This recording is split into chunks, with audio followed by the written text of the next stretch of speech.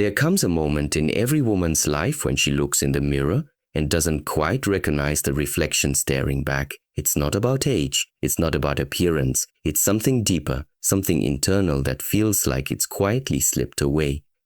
She can smile, she can function, she can fulfill her responsibilities and still feel completely disconnected from herself. That feeling of being lost, it doesn't arrive like a storm. It creeps in slowly like a fog until you're standing in the middle of your life, unable to trace how you got there or where you're meant to go next.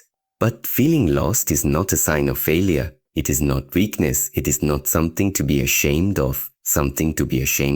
In fact, it is one of the most important invitations life can offer.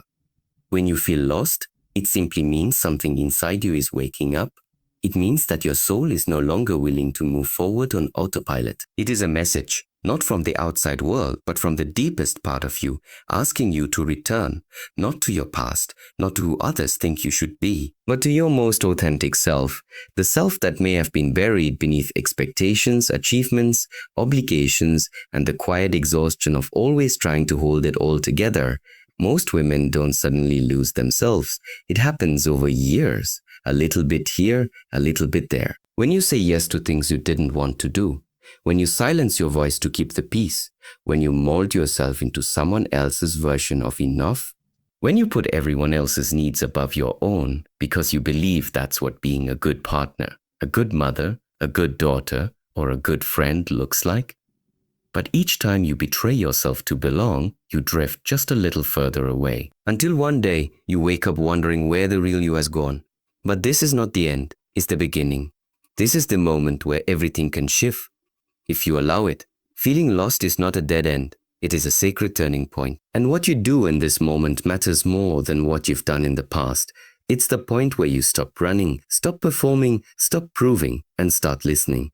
You start asking questions that aren't rooted in what others expect from you, but in what your soul truly needs. Who am I when I'm not trying to be who they want me to be? What do I desire when I'm not buried in busyness? Where do I belong when I let go of roles, titles, and labels? The answers to these questions don't come from books or other people. They come in the quiet. They come in the spaces where you give yourself permission to feel everything you've suppressed. The sadness, the resentment, the fatigue, the yearning. And the truth is, you can't think your way back to yourself. You must feel your way there. You must allow what has been hidden to surface. Even if it's messy, even if it's inconvenient, even if it breaks the image you've carefully built. Because that image was never who you truly were, and if it has to fall apart so the real you can rise, let it. In those moments where you don't know what to do next, remember this, clarity is not found in force, it is found in stillness. Your lostness is not a problem to solve, it is a doorway. It's where you strip away the noise, the pressure, and the performance, It's where you shed everything that doesn't align with your truth. And yes, that can feel terrifying, because identity can become a prison. But it is in this courageous shedding that something new is born. Not a version of you that fits into a mold, but a version that honors what has always been sacred within you. You were never meant to stay the same. You are not a fixed being. You are a cycle. You are evolution. You are the rising and the falling. And this season of being lost is simply the fall, the necessary breakdown before a new beginning. When the caterpillar enters the cocoon, it doesn't simply grow wings, it dissolves entirely. It becomes unrecognizable before it becomes free. And so must you. This journey back to yourself doesn't require you to be perfect. It asks only that you be present, that you trust the discomfort, that you don't rush to escape it or numb it or hide from it. Because in the silence of your surrender, you will hear something, a whisper, a remembering, a spark that was never lost, only buried. And that spark, once seen, once felt, will light the way forward. Your feeling of being lost is not your weakness, it is your calling. And now your only task is to answer it. There is something every woman must come to understand if she ever wants to feel whole again. Your energy is not infinite, it is sacred, and it is meant to be protected. But for too long, women have been conditioned to believe their value lies in how much they give, how much they sacrifice, how much they endure. And over time, without even realizing it, you begin giving away your energy in small, unnoticed ways until one day you wake up feeling completely depleted, unable to remember when you last felt alive, present, or fully yourself. It begins with the little compromises. You stay silent in situations where you wanted to speak. You agree to plans when you long to rest. You prioritize everyone else's needs, thinking your time will come later. But that a later never arrives. Because the more you give without boundaries, the more the world asks of you. Your energy becomes currency. Trade it for approval, security, and belonging. And soon it is not only your time that's gone. It's your light, your voice, your essence. You begin to feel scattered. You try to fix it by organizing your calendar, changing your diet, starting a new routine. But none of it touches the real issue. You have lost touch with your center. You have been moving so far outward that you forgot the way back inward. And the body feels it, a soul feels it. The mind starts spinning. You wake up tired. You feel anxious without knowing why. Even moments of joy pass by without depth. Because your energy is no longer yours, it has been fractured, pulled in 1,000 directions until you're no longer sure where you end and the world begins. This is not because you are broken. This is because you are generous. You care. You want to be there for everyone. You want to do your best. But no one ever taught you that caring without boundaries is self-abandonment. No one ever taught you that being present for others while being absent from yourself is not love, it's slow erasure. And the truth is, you cannot serve anyone from a place of depletion. You cannot be fully present when you have been absent from your own spirit. Reclaiming your energy is not selfish. It is essential. It starts by noticing where your energy is going. Who do you give it to? What patterns are draining you? What obligations feel heavy, forced, or false? Every time you override your intuition, your body pays the price. Every time you say yes out of guilt, your soul pulls further away. And the longer this continues, the more you lose touch with the quiet inner voice that knows what's best for you. That voice is still there. It hasn't left you. It's just been drowned out by the noise of everything else. The voice that says, arresto, when you're pushing. The voice that says, no, when you're pretending it's okay. The voice that whispers, this doesn't feel right. Even when the world praises you for doing it. That voice is your compass. It is the first step in calling your energy back. There is no dramatic ritual required, no perfect method. It begins with permission, the permission to pause, the permission to disappoint others if it means staying true to yourself. The permission to feel tired and not apologize for it. The permission to slow down, say no, and breathe. With each act of honoring yourself, you reclaim what was scattered. You return to your own side, and little by little, you begin to feel whole again. This is not about isolation. This is about restoration. You are not retreating from the world. You are learning to meet it from a place of fullness rather than depletion.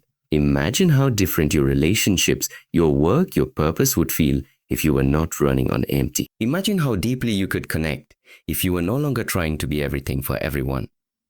That kind of presence comes only when you are rooted. And to be rooted, you must first gather yourself. And yes, there will be resistance. Because the world benefits when women stay exhausted. A tired woman is easier to control. An overwhelmed woman doesn't have the strength to question.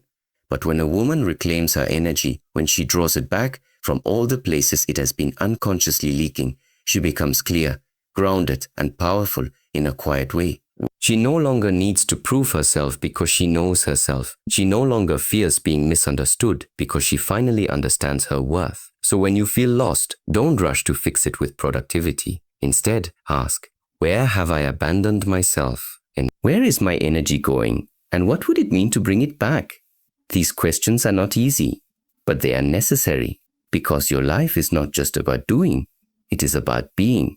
And the woman you're becoming cannot rise from the ashes of exhaustion. She can only emerge when you give yourself the space, the softness, and the sovereignty to return to your true self. Begin there. Begin now. Reclaim what is already yours. There's a powerful truth that often gets buried beneath the rush of daily life. Silence holds answers that noise will never provide. Yet in today's world, silence feels like a stranger.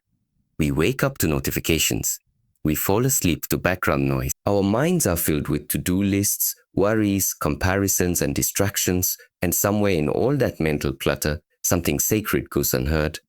your inner voice, the one that always knows what you need, what you fear, what you've been ignoring. When you feel lost, that voice is not gone. It's just waiting for the world around you to quiet down so it can finally speak. So many women move through their days feeling overwhelmed, not because they're doing too much, but because they've become disconnected from themselves. Life becomes reactive instead of intentional. You respond to what's urgent instead of what's meaningful. You adapt to circumstances instead of aligning with your values. And this kind of living, on autopilot, externally driven, constantly overstimulated, doesn't just exhaust the body, it fragments the soul.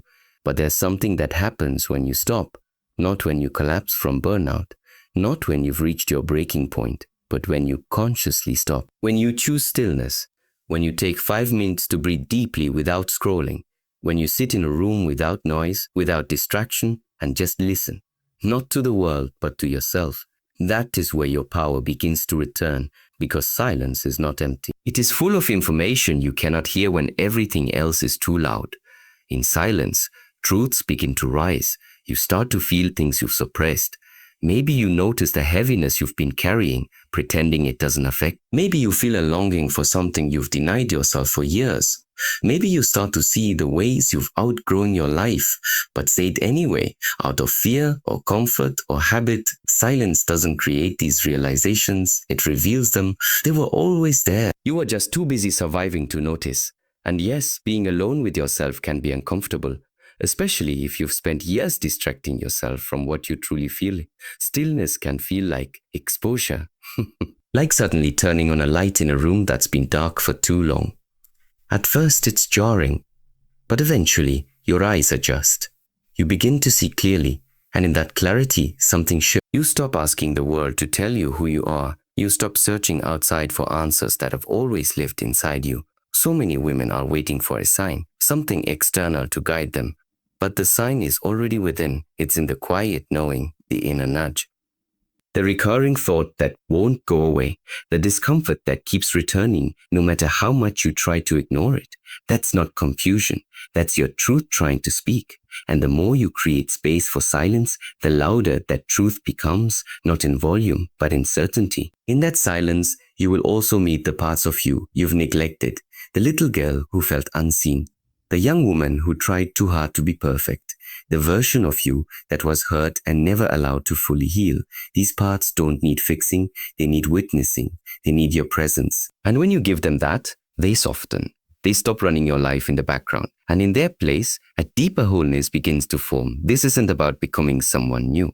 It's about remembering who you've always been beneath the noise, the conditioning, the expectations. That remembering happens not in the rush, but in the pause, in the silence between the distractions. That's where you reconnect with your wisdom, your intuition, your essence. And from that place, you stop trying to figure everything out. You stop forcing your path. You start listening. You start allowing. You start trusting. Because when a woman is deeply connected to herself, she moves differently. She speaks with clarity. She makes decisions without second guessing. She no longer seeks approval because she already has her own. She doesn't need permission to rest, to say no, to change direction, because she's in tune with what feels right for her. That kind of connection doesn't come from external validation. It comes from time spent in silence, listening deeply, and honoring what is heard. You don't have to retreat to a mountain or spend hours meditating to access this. You just need to begin. Even a few minutes a day can create a shift. Turn off the noise, put down the phone, close your eyes, breathe, ask, what do I need right now? And then listen. At first, the answers may come slowly, but with time, they become unmistakably clear, because the more often you visit yourself in silence, the more familiar that voice becomes, and the less willing you are to betray it. Silence is not the absence of life, it is the beginning of it. When you feel lost, you don't need to do more. You need to come home to yourself, and silence is the door. From a young age, many women are taught to strive for perfection, to be agreeable, to stay composed, to look a certain way, act a certain way, and always be in control. You're expected to smile through discomfort, stay strong through pain, and hold everything together, no matter what's falling apart inside. But what no one tells you is that the version of you the world praises is often the version of you that has learned how to hide, hide your feelings, hide your needs, hide your true self in exchange for acceptance. And over time, this hiding doesn't make you stronger. It makes you feel invisible, even to yourself. You're not broken. You're not weak. You don't need to be fixed. What you need is to be felt. What you need is to be felt. You need to be seen by your own eyes, heard by your own heart, embraced by your own hands. Because the pain that lives within you, whether it's quiet sadness, lingering guilt, unprocessed anger, or a deep fatigue that words can't explain, that pain is not something to erase. It's something to understand. It carries wisdom. It has a message, but you can't hear it if you're constantly trying to fix it, avoid it, or silence it with productivity. Healing begins when you soften, not when you harden. The world teaches women to keep going, to stay busy, to keep serving others. But the truth is, sometimes the most powerful thing you can do is stop and feel. Not analyze, not judge, just feel. Let your emotions come. Let the tears fall without needing a reason. Let the anger rise without labeling it as wrong. Let the emptiness speak instead of trying to fill it immediately. Because everything you're feeling is valid. You're allowed to feel lost. You're allowed to feel unsure. You're allowed to not have the answers. What happens when you let yourself be felt is profound. You begin to reclaim parts of yourself that have long been exiled. The part of you that was told she was too sensitive. The part that was shamed for needing rest. The part that learned to hide her sadness because it made others uncomfortable. These are not weaknesses. These are aspects of your wholeness, and they're longing to be welcomed back home. And when you feel yourself fully, something else shifts. You stop outsourcing your worth. You stop believing that your value depends on what you do, how you look, or who approves of you. You start to realize that your worth is not something you earn. It's something you remember. And that remembrance comes when you turn inward with compassion, not criticism, with curiosity, not control. When you stop trying to change what you feel and start listening to it instead, you begin to see that your emotions are not barriers to your growth. They're the bridge. They guide you back to your truth. That feeling of restlessness, it's not random. It's pointing to something unaligned. That fatigue that no amount of sleep fixes, it's not laziness. It's a signal that your soul is depleted. That tightness in your chest, it's not weakness. It's a buildup of all the unspoken, unfelt moments that are finally asking for your attention. When you stop running from your emotional landscape, it opens up. What once felt overwhelming becomes manageable. What once felt like chaos begins to make sense. And most importantly, you learn that you are capable of holding all of it. Not because you've hardened yourself, but because you've softened enough to allow the full range of your humanity. And yes, feeling yourself fully might bring up pain. But pain is not the enemy. The real enemy is the belief that pain must be pushed away. When you treat pain with presence instead of punishment, it transforms. It teaches you. It deepens your connection with yourself. It reminds you that being human is not about having it all together. It's about allowing yourself to be fully alive, even when it's messy, even when it hurts. This is the turning point for many women. Not when they find a new routine or a new role or even a new version of themselves. The turning point is when they stop trying to fix who they are and start allowing themselves to be who they are. When they let their softness be seen. When they stop proving and start being. When they realize that they are not behind in life, they're just arriving back to themselves, finally, fully. You don't have to have everything figured out. You don't have to perform your healing for others to see. You just have to feel, to listen. Listen. To trust that what is rising within you is not wrong, it's real. And that your realness is your power.